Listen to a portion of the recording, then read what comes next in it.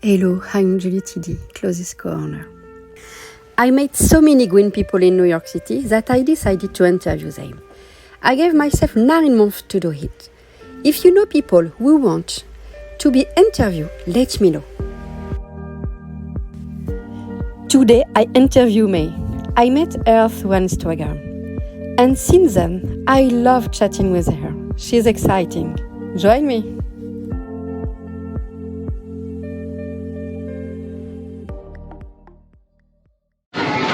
Hi Mel. Hi. Nice to see you today. I'm so glad to make a video about your activity. Thank you. Let you know I love your stickers. I will take one. This one is my favorite. This one is actually inspired by a real bee that I met on the farm that I worked at this year.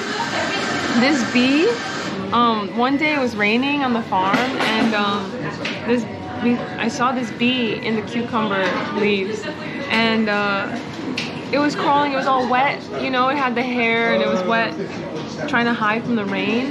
And one of my coworkers came over and said, "What do the bees do when it rains?" And I just said, "I don't know." So I googled it, and it said that bees actually have to hide when it rains, and then they have to wait until it stops raining, and then they can go home. But this bee is more also. All of us have been, you know, when life gets a little rainy, so it's kind of like a reminder that everything will be okay. I love. Yeah. Oh, and you come with a lot of work. I love so much your work. Thank you. And maybe you can explain to us what's exactly your activity. So I make a lot of things. I just like to work with my hands. I love binding books, making journals for people. This here is my smallest journal. It's a necklace, and I like to wear one, but I misplaced my own now.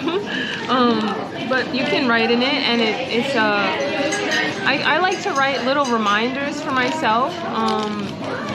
Like, if I get anxious, remember to breathe, take 3 deep breaths, you know. Are you hungry? Are you thirsty? Make sure that I'm okay, you know. And then I also make larger journals.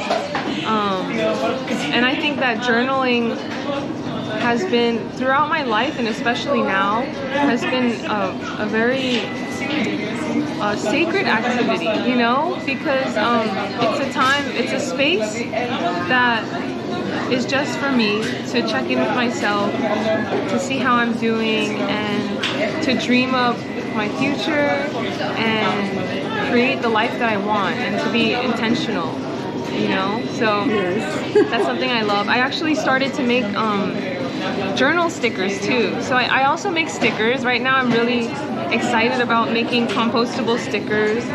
This is my winter stickers. Can you see? So I think in this one it was more about how everything in nature rests in the winter, except us. But we should, you know. So yeah.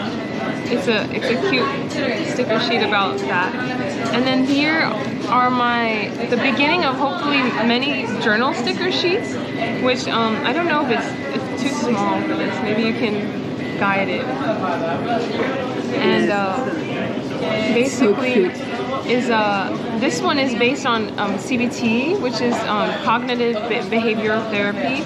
So it helps folks kind of get into the rhythm of identifying some core belief they have that is limiting to their life, such as, for example, I'm not good enough, or something like many of us probably feel that way. And then I ask, where does this come from? So maybe a family member or someone early on made us feel this way, but then we have evidence that it's not true. You know, I have friends who still think that I'm great, and they treat me with a lot of love and respect. And also, you can think about or write down all the achievements that you've done, that you're proud of, and all the things that you've done in your life, and the joy that you felt. And then, so in CBT, instead of just removing one negative thought, something that helps to keep that other thought out is planting. I like to think of my mind as a garden. So when I pull out a weed, if I plant something good there, then it will replace that, the space for the weed. So there's no space for the weed to grow anymore. So the affirmations to replace the limiting beliefs, I think is very important to say, to guide our minds when we have these negative thoughts that might pop up, and say instead, actually, no, I do feel like I am good enough. I've done all these things. I have my community that loves me and supports me, and I think I'm actually great, you know? And so, yeah, I hope that can help people. I also make ones just for fun, like these guys. This is my carrot sheet, inspired by our first carrot harvest at the farm. A lot of them look like little dancing people, so I made a little sheet of it. And you said that it's compostable. Oh yeah, these are all compostable. So I use this company called Elevate Packaging. It's on the sleeves. And what I like about that company is that they're based in Chicago, and their cellophane sleeves are made of corn and sugarcane, and they're home compostable. So a lot of times you get, compostable like cups and stuff, but they're really not like they have to get to such a high temperature to break down. Yes. And many times they end up in the landfill anyway, where it's not really equipped to fully break down. Yes. So it's kind of just like a marketing thing. So what I really appreciate about this company is they're home compostable. So I can take this to my local community garden, or this plastic, and I can take it to, the botanical garden is where I take mine now, and it can break down there. Because I know the experience having found some plastic that said compostable, but it's not really. Exactly. And there's a lot of greenwashing about that. Yeah. Yes, a lot. Yeah. So, also their sticker sheets are plastic free. So when I first started making stickers, I didn't know that there was compostable sticker paper. So when I just decided one day maybe I'll try Googling and researching, and I found this company, and they make it, so the only downside is not waterproof, but I'm willing to sacrifice that for the earth. Anyways, these are kind of made for journals, electronics like phones and stuff. There's a lot of things you can still put it on. Yes.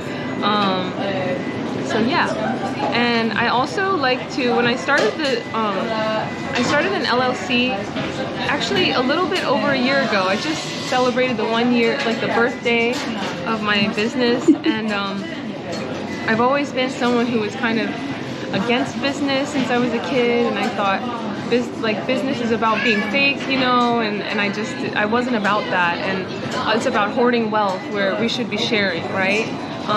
So I decided, but when I started this business, my thought was I want to better support myself and my community and folks who need it the most, and then also the earth. So I don't want to be making more plastic trash. So I switched to this paper for the stickers, and I switched my packaging. I never used plastic packaging because I felt bad to just buy plastic sleeves that are going to get thrown out. So that's actually when I found this company, when I was looking for sleeves for my art, because I do like when people, because I set up at markets and stuff, or even when I mail it, I worry that if it's raining or something, it might get wet. So it's good to have a protection for it. Yes. And so for the community aspect, I always have some, I've made so far, I think about 5, I think I have 5 now. I have some in the makes of fundraiser stickers. So these are these are specific designs that I created that I personally feel strange to profit off of, so I donate 100% of the proceeds. This one I donate to the NYAAF, the New York Abortion Access Fund, and they actually help folks from New York and out of state access abortion. So I think they're doing amazing work. This one is, it says "Free Them All" on top, and it says "Open Your Heart," because I personally use weed as a medicine, and I feel it helps with my anxiety, and I think that everyone should have that, and that no one should be locked up for using an herb. This one is a design I created when the pipeline, the line 3 was at its peak of, there was a big movement trying to prevent that from being built. And unfortunately, a lot's changed since I made this. When I first made it, they were still fighting, you know, and I was trying to raise money to help the fight. And now a lot of them are in jail, so I'm raising money for their bail funds now to get them out, because they're doing some of the most important work on Earth to protect our Earth. So this one is "Love is Revolutionary," and this one 100% goes to whatever friends I have that are struggling. So right now I have one friend who is Afro-Caribbean, and she, at the time when I decided to make this fundraiser for her, she didn't have her working papers, so she wasn't able to work, and it's very frustrating. So I was raising money for her, and then another friend who is a Black queer woman who just moved to New York, and she needed help to adjust to the city. So that's that one. And then just this week, maybe just last night, I made this bookmark design for my friend who's an indigenous artist. She's an amazing artist, and her mom unfortunately got diagnosed with cancer a while ago. So I asked if I could make a fundraiser for her. So I made this bookmark, and let's see what happens. You need to give me the link. Okay. That I can have. Oh yeah, it's all on my website. I put it as the first thing, because it's most pressing. So yeah, should I talk more about everything else, or we can also go with the questions? Yes. Yeah. And I wanted to know, why are you interested about climate change? Oh yeah, I mean, I think we all need to be interested, and we don't even have a choice at this point. We need to save our Earth, not. Yeah, I mean, I've always felt like I had a connection with the Earth. I feel like sometimes as a child, I would cry when because I felt the Earth was hurt. And I didn't know how to explain that. But now with the communication skills that I have as an adult, I'm able to understand those feelings in the past. And still now, sometimes I cry for the Earth, because I feel so horrible for what is happening, you know? And sometimes it can feel tough, because it can feel like,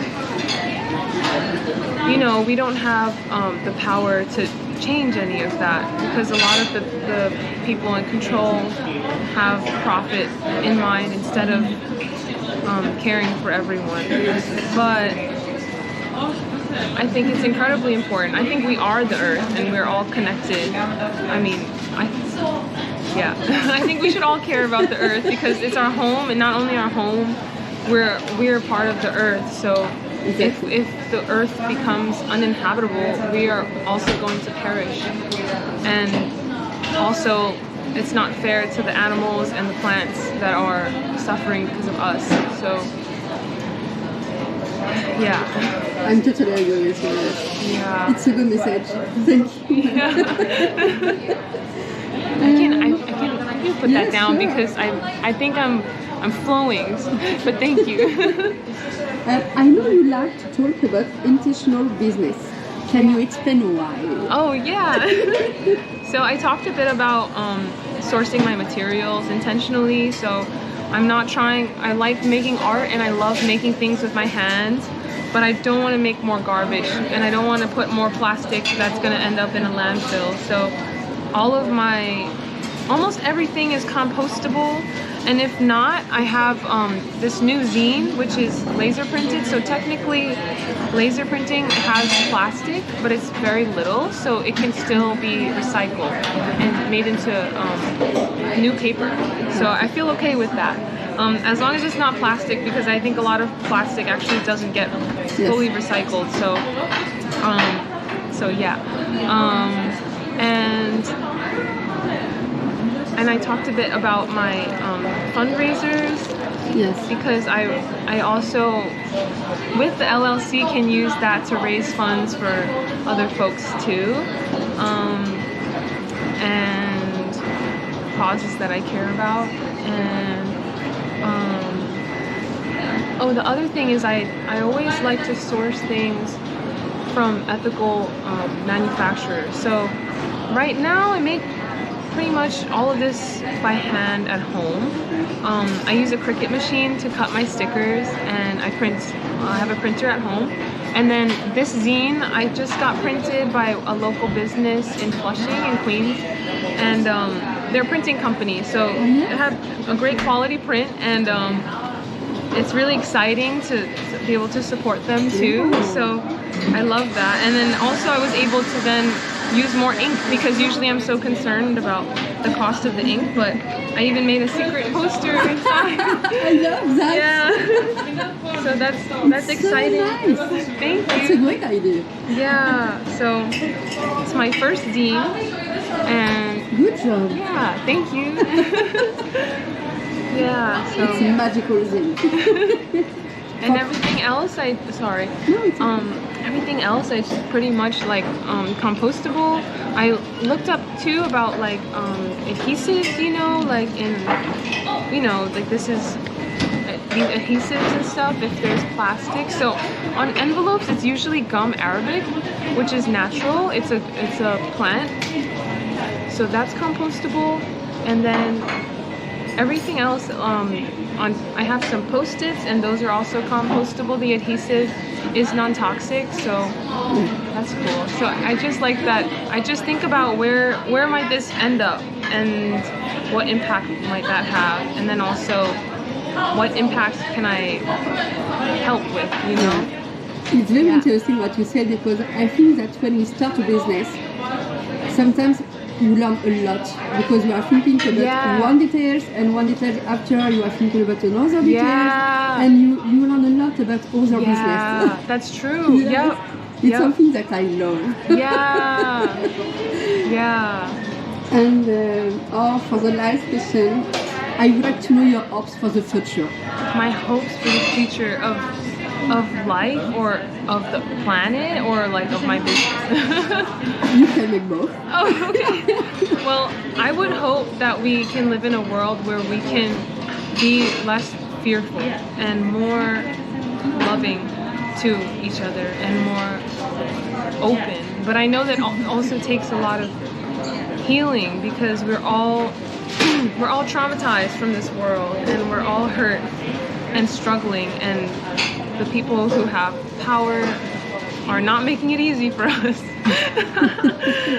So I would hope that everyone can have a chance to have each day feel peace, and to have good health, and to be able to live their best life. Like to be able to everyone should have a chance to pursue their dreams, Yes. and to be able to achieve it and not have it be so hard.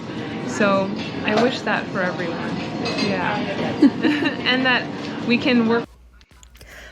Oh la la, thank you so much for this beautiful gift. I'm so lucky. I always have something to offer, to give. Sometimes I keep for me. Thank you, my favorite, the little bee. So cute. Thank you.